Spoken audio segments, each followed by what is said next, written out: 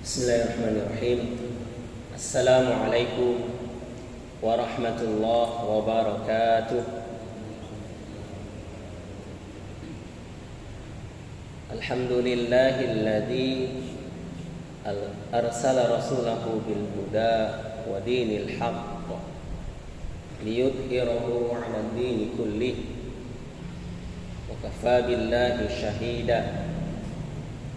Asyhadu an la ilaha illallah wahdahu la syarika lah wa asyhadu anna Muhammadan abduhu wa rasuluh la nabiyya ba'da.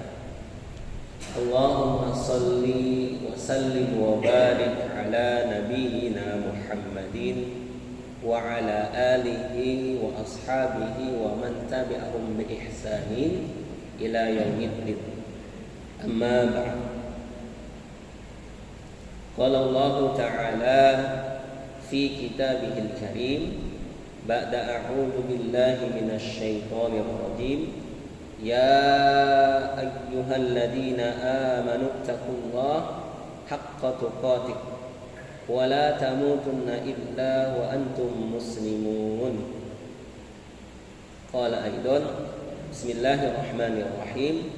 Wal asri innal insana lafi khusr illa alladhina amanu wa amilus solihat wa tawasaw bil haqq wa tawasaw bis sabr.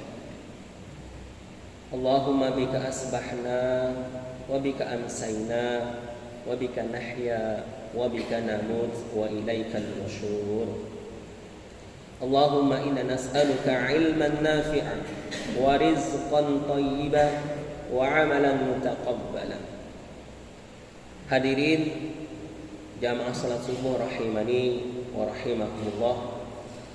Sebelumnya kami mohon maaf karena kami sampai tadi tidak mendapatkan informasi terkait kegiatan subuh hari ini.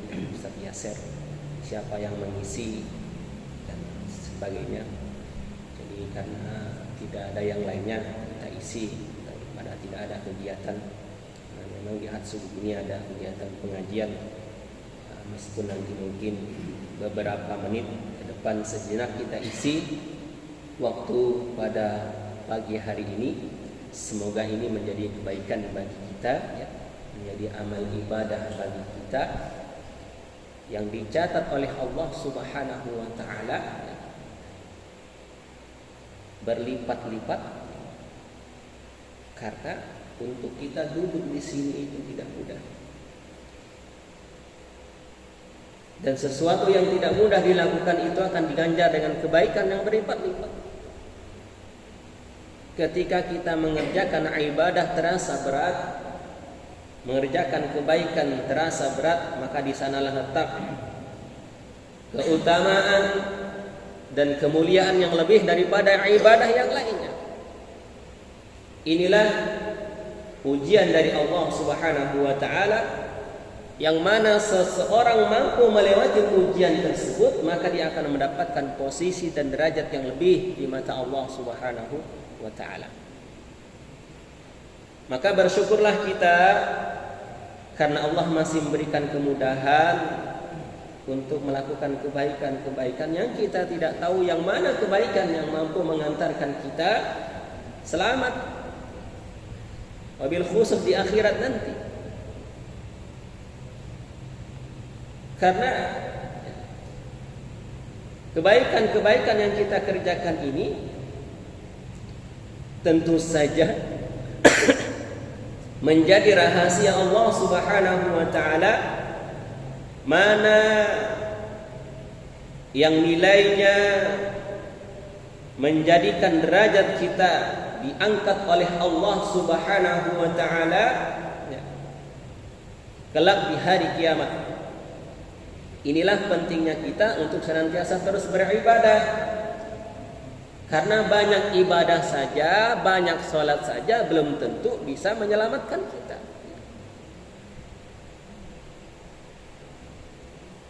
Yang menyelamatkan kita adalah rahmat dari Allah Subhanahu wa Ta'ala, kemurahan Allah Subhanahu wa Ta'ala. Dan jalan kita untuk mendapatkan rahmat Allah itu, kemurahan Allah Subhanahu wa taala itu dengan ibadah yang kita kerjakan. Dan kita tidak tahu ibadah yang mana yang mengantarkan kita mendapatkan rahmat dari Allah Subhanahu wa taala. Sehingga kita diperintahkan untuk mengerjakan ibadah, kebaikan sekecil apapun. Karena bisa jadi sesuatu yang kita nilai, yang kita anggap kecil, ibadah yang kita kerjakan, dan ternyata itu yang mengantarkan kita mendapatkan rahmat dari Allah Subhanahu wa taala. Salat ya ibadah utama. Tapi ada yang salat ternyata tidak selamat. Sebagai contoh misalnya fawailul lil musallin, ya. Celakalah bagi orang yang salat. Ternyata yang sholat saja masih bisa celaka. Bahkan diancam dengan neraka wail. Para ulama mufassir, para mufassirin menafsirkan wail ini ada dua.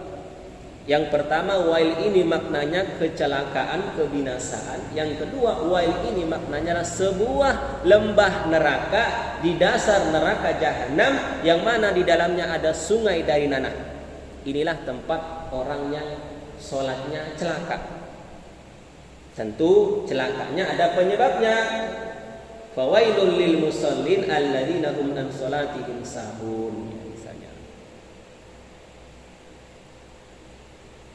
Maka ibadah yang besar ini ternyata tidak secara mutlak menjamin kita hidup selamat. Sehingga apa? Ya kita terus memperbanyak ibadah, memperbaiki ibadah kita, wabil khusus ibadah-ibadah yang kita kerjakan setiap saat seperti sholat lima waktu.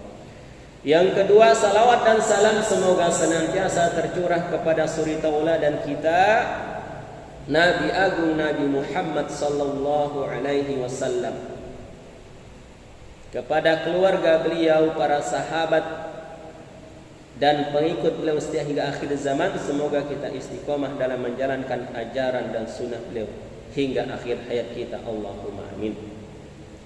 Hadirin yang berbahagia rahimakumullah. Pada hakikatnya di antara tujuan ibadah yang kita kerjakan itu, ya berdasarkan pembahasan yang kami bahas, ya ada dua. Ada dua tujuan ibadah yang kita kerjakan. Tujuan utama dan tujuan yang paling tinggi ibadah yang kita kerjakan itu. Ya, kita ibadah pengen masuk surga, selamat dari neraka. Betul. Tapi menurut para ulama, motivasi untuk mendapatkan surga, selamat dari neraka ini, dalam beribadah ini tingkatan yang bukan teratas, ya. Tingkatan bawah. Misalnya ada seorang sholat karena takut nanti masuk neraka, pengen masuk surga. Ini boleh saja menjadi motivasi bagi kita, tetapi levelnya ibadah yang semacam ini masih level yang bawah, ya. Bukan level yang atas.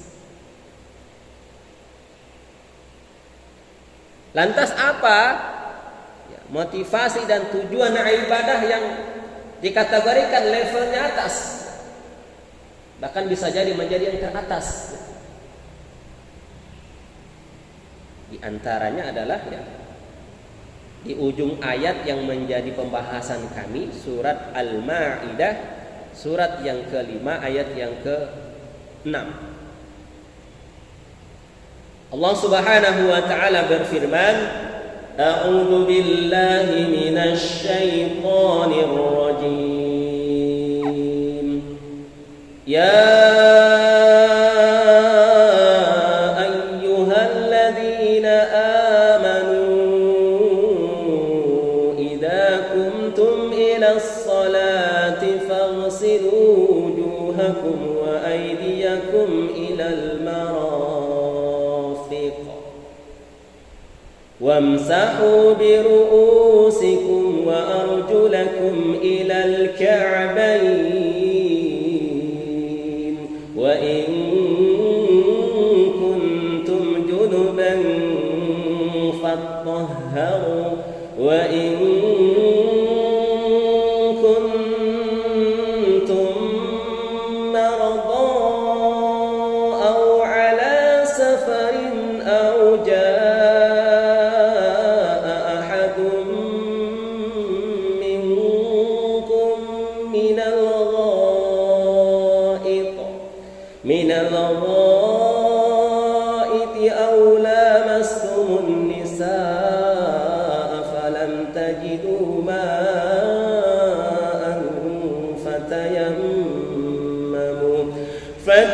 فتيمموا صعيدا طيبا فامسحوا بوجوهكم وأيديكم منه ما يريد الله ليجعل عليكم من حرج ولكن يريد ليطهركم وليتم نعمته عليكم لعلكم تشكرون. Hadirin yang berbahagia rahimakumullah, di dalam ayat ini ada dua tujuan utama ibadah yang hari-hari kita kerjakan. Ibadah yang sering kita kerjakan hari-hari adalah sholat, ya. Dan syarat sholat ini dikatakan sholat, diterima sholat kita dengan wudu, ya. Maka wudu ini bagian dari bab toharoh, dan di dalam ayat yang kami bacakan tadi ada 3 toharoh yang Allah sebutkan, ya. Pertama, toharohnya adalah yang bernama wudu, yang kita kerjakan setiap mau sholat itu. Dari membasuh tangan sunnahnya, berkumur-kumur dan menghirup air.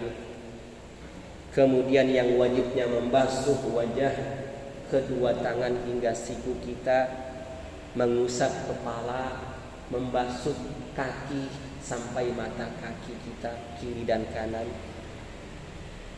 Kemudian toharoh yang kedua yang Allah sebutkan dalam ayat yang kami bacakan tadi adalah mandi. Mandi wajib, mandi junub, ya.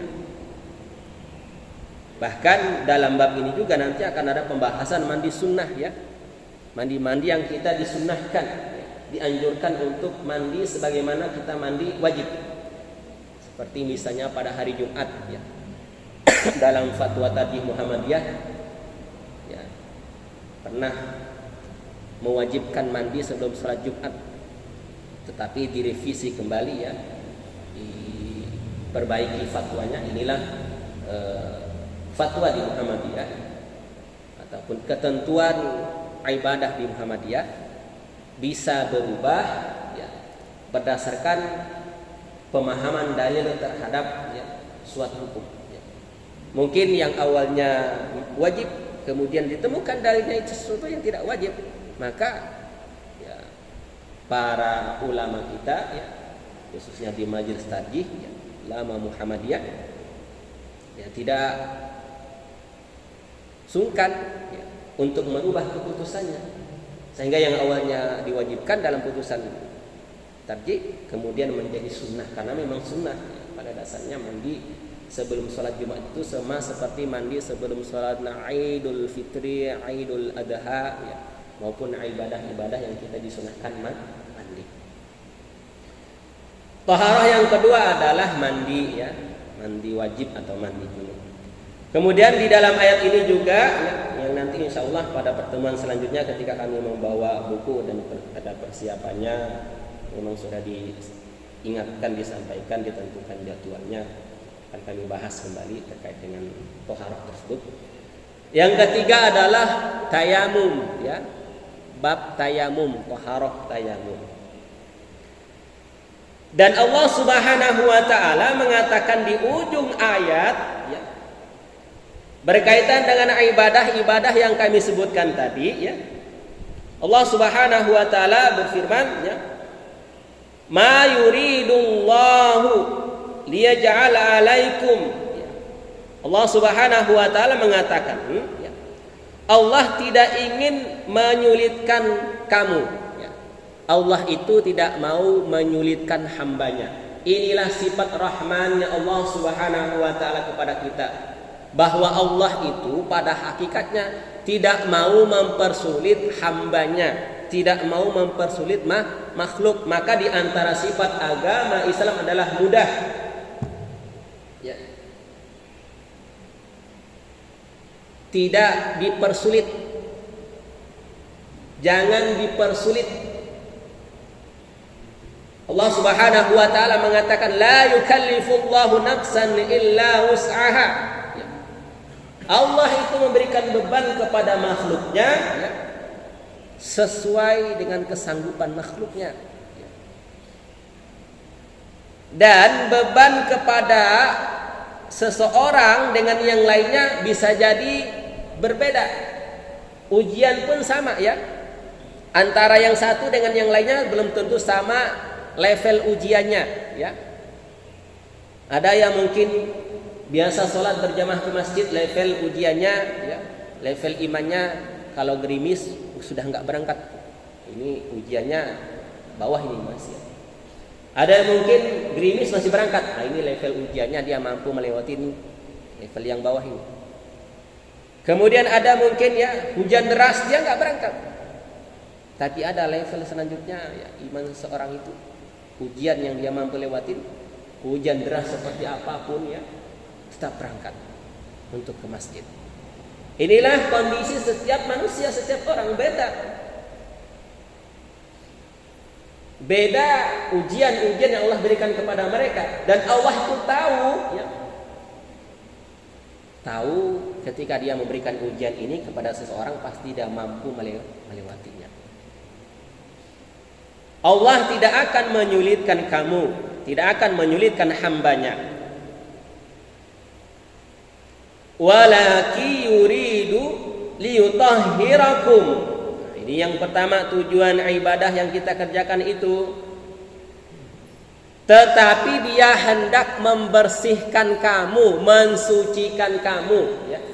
Jadi pertama, tujuan ibadah yang kita kerjakan ini adalah mensucikan diri kita, membersihkan diri kita.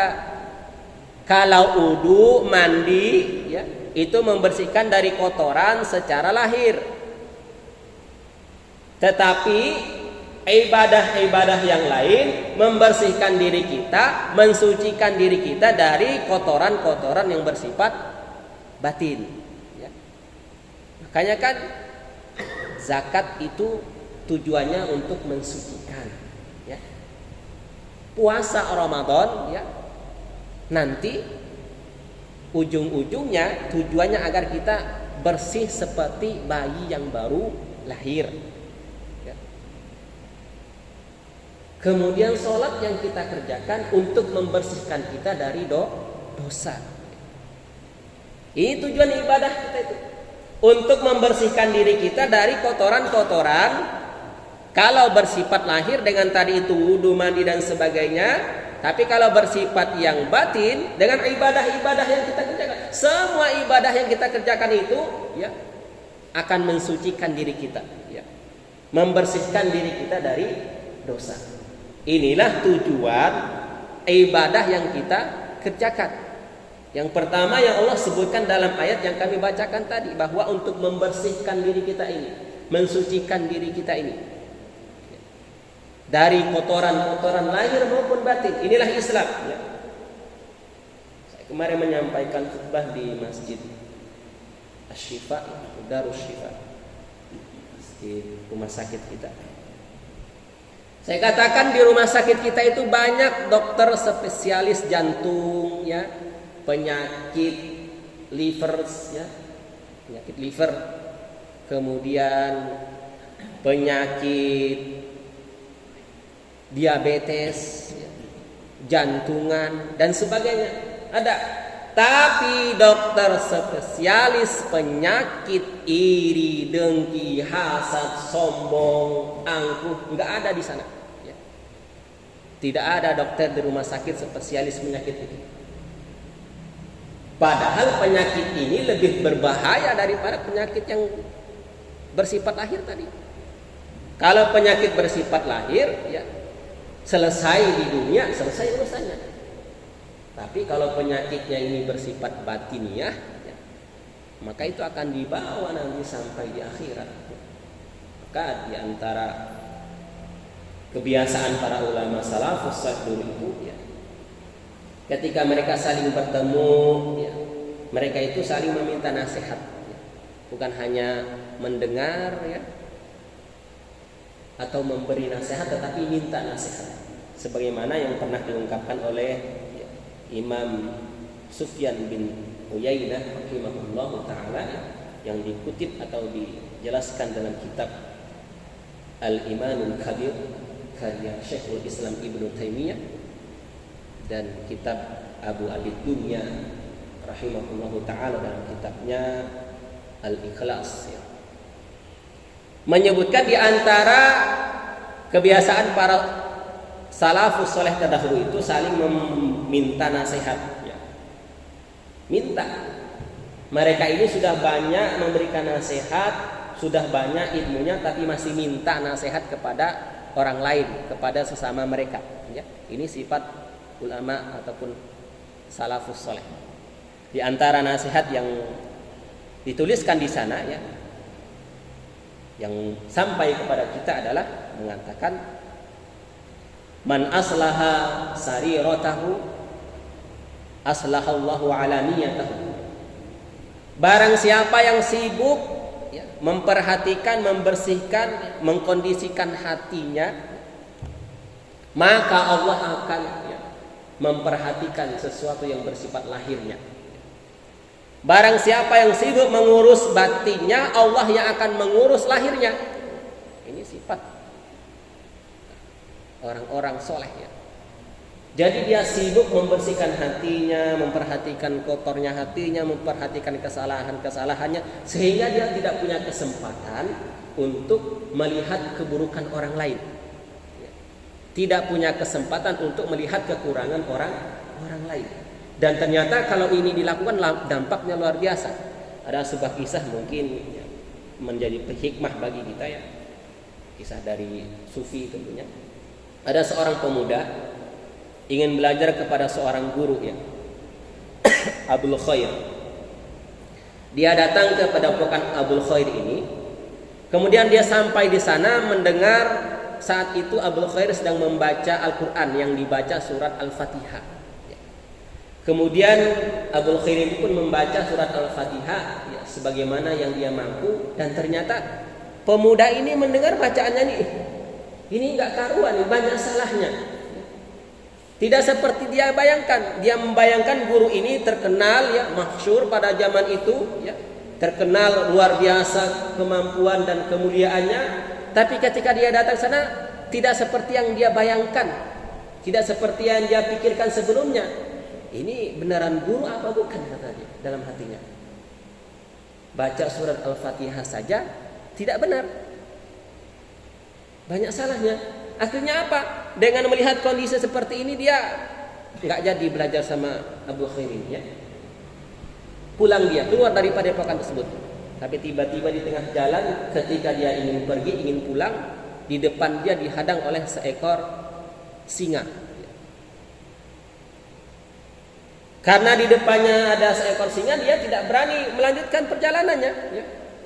Ingin kembali kepada padepokan tadi, ya, minta perlindungan, ya, berlindung menghindar dari singa itu. Tapi tiba-tiba dia ingin kembali dan di belakangnya pun ada seekor singa. Jadi di depan dan di belakang sudah dihadang oleh dua singa ini. Maka pada saat ini nggak bisa lagi, mau lari ke depan dimakan, bahkan juga dimakan, gitu, ya. Terbang nggak punya sayap, gitu, ya. Jadi akhirnya apa? Teriak minta tolong. Teriak minta tolong, ya. Dan didengar oleh Abul Khair dari dalam padepokannya.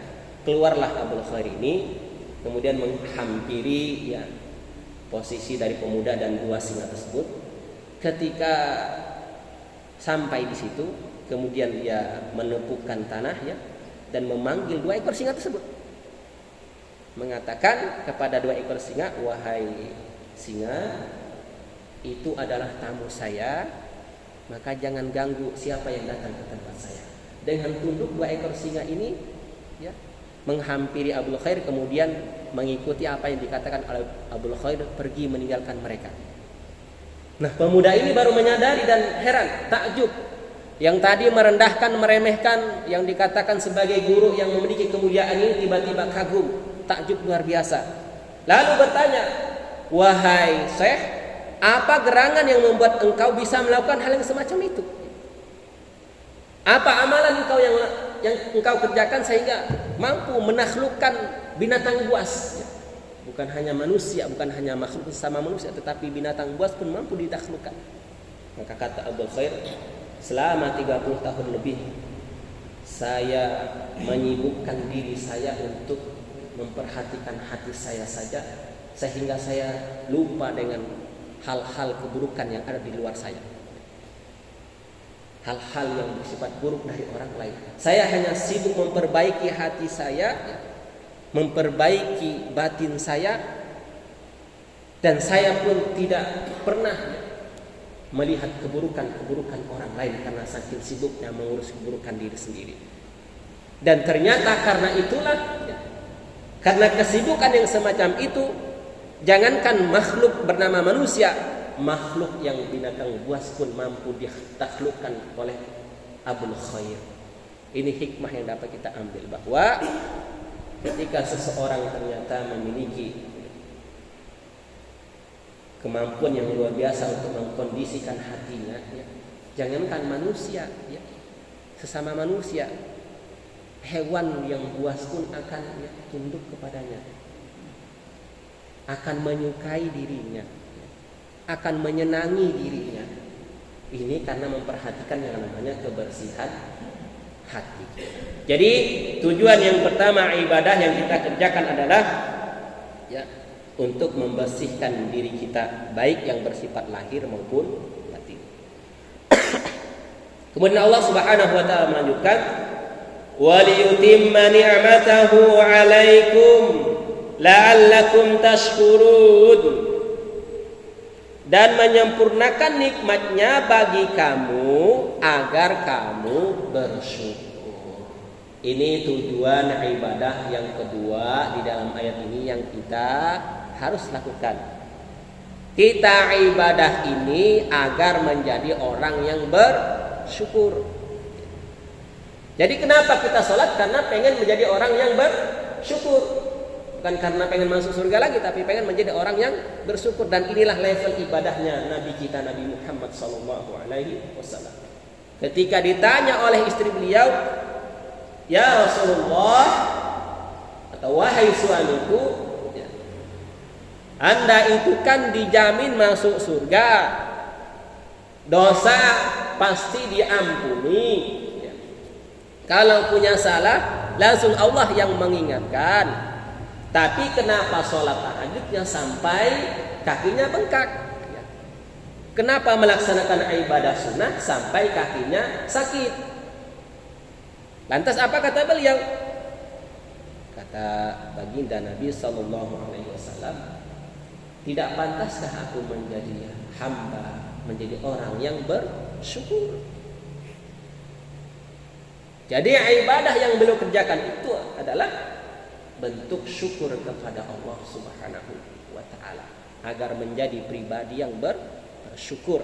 Inilah tujuan ibadah yang kita kerjakan hari-hari, level yang mungkin bisa dikatakan level tinggi. Kita beribadah untuk membersihkan diri kita, kemudian agar kita menjadi pribadi yang bersyukur. Kita sholat agar kita menjadi orang yang bersyukur. Bersyukur dengan nikmat yang Allah berikan kepada kita. Banyak sekali nikmat yang Allah berikan kepada kita ini. Sehingga dengan ibadah yang kita kerjakan ini merupakan bentuk, sebagaimana yang pernah kami sampaikan dan sering kami ingatkan pula, bahwa syukur itu kan ada 3, bil qalbi, bil lisan, bil arkan. Syukur dengan hati, dengan qalbi kita, adalah dengan kita meyakini segala sesuatu itu berasal dari Allah Subhanahu wa taala. Hidup kita berasal dari Allah, sehat kita berasal dari Allah, harta kita pemberian dari Allah. Maka hati kita meyakini itu. Kemudian kita melafalkan alhamdulillahirabbil alamin. Dikasih sehat dari Allah, alhamdulillah. Dikasih harta pemberian dari Allah, alhamdulillah. diberikan umur, kesempatan, alhamdulillah. Tapi tidak hanya sampai di situ. Harus dilarkan dengan amalan, dengan perbuatan. Dikasih sehat, alhamdulillah. Gunakan kesehatan untuk beribadah kepada Allah, untuk mengerjakan kebaikan-kebaikan di jalan Allah. Inilah syukur yang kita lakukan terhadap sehatnya. Punya harta, alhamdulillah. Dan kita syukur dengan perbuatan menggunakan harta tersebut untuk perjuangan di jalan Allah, untuk beribadah di jalan Allah, untuk melakukan kebaikan-kebaikan. Inilah syukur yang harus kita lakukan. Jadi syukur itu tidak hanya mengucapkan alhamdulillah, tapi ketika kita menggunakan untuk beribadah kepada Allah, inilah syukur bil arkan. Syukur dengan amalan perbuatan kita. Dan ini memang tidak mudah ya. Terkadang ada orang ketika diberikan nikmat, misalnya berupa harta ya lupa untuk menggunakannya untuk di jalan Allah. Kadang-kadang lupa untuk bersyukur kepada Allah Subhanahu wa ta'ala. Maka mengingatkan kepada kita dan kami pribadi agar kita memaksimalkan syukur ini, karena Allah berjanji la in syakartum la azidannakum wa la in kafartum inna 'adzabi lasyadid. Barang siapa yang bersyukur atas nikmat yang Allah berikan kepada kita ini, maka niscaya Allah akan menambah nikmat tersebut. Tapi kalau kita kufur, enggan untuk bersyukur, maka azab Allah itu sangat pedih ya. Kalau kita bersyukur dengan menggunakan untuk beribadah, dulu pernah saya dikisahkan oleh seorang teman ustadz ya, sebuah usaha rental mobil ya. Kebetulan teman kami ini butuh transport untuk berdakwah. Ternyata orang yang memiliki rental ini memberikan fasilitas ya, membantu meminjamkan mobil-mobilnya. Ternyata lambat laun setelah itu langsung usaha rentalnya semakin pesat ya, semakin sukses. Dan ternyata tidak malah merugi, tidak malah bangkrut, tetapi semakin sukses. Karena apa? Tadi itu digunakan untuk kebaikan di jalan Allah, digunakan untuk berjuang di jalan Allah. Sehingga inilah konsep dalam Islam. Ketika kita menggunakan sesuatu untuk di jalan Allah, itu tidak akan rugi bagi kita, tidak akan merugi kita. Bahkan itu menjadi sumber barokah dari Allah Subhanahu wa ta'ala, sumber kebaikan-kebaikan dari Allah Subhanahu wa ta'ala, sehingga Allah senantiasa dan terus menambah apa yang kita miliki dan kita dapatkan. Ini mungkin yang dapat kami sampaikan pada kesempatan ini ya. Mohon maaf tidak secara khusus kita membahas tentang melanjutkan materi sebelumnya ya. Karena memang tadi kami belum mendapat informasi, kami kira ada ustadz yang lain yang sudah di WA atau diberi informasi untuk mengisi pada kesempatan kali ini. Jadi intinya adalah kami sampaikan pada kesempatan ini, setiap ibadah yang kita kerjakan adalah tujuannya untuk membersihkan diri kita ya, dan juga agar kita menjadi orang yang bersyukur. Inilah tujuan di antara tujuan utama kita melaksanakan perintah Allah Subhanahu wa ta'ala. Demikian, semoga bermanfaat bagi kami pribadi dan hadirin sekalian. Kita sempurnakan dengan doa kafaratul majlis. Subhanakallahumma wa bihamdika asyhadu an la ilaha illa anta astaghfiruka wa atubu ilaik. Akhiru da'wana alhamdulillahi rabbil alamin wastabiqul khairat billahi taufiq wal hidayah wa ridha wal inayah wallahu a'lam bissawab. Assalamualaikum warahmatullahi wabarakatuh.